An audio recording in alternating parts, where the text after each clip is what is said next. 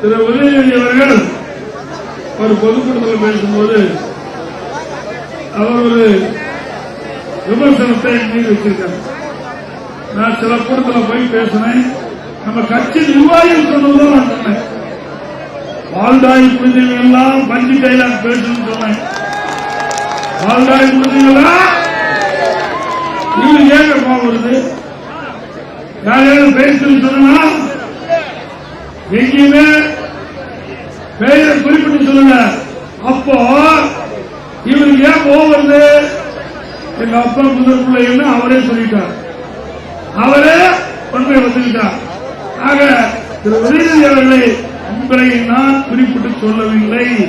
யார் பாதுகாப்பு கொடுத்தாங்களோ அவர்கள் பஞ்சு டைலாக் பேசுறாங்க. எங்க கழக நிர்வாகி சொன்னாங்க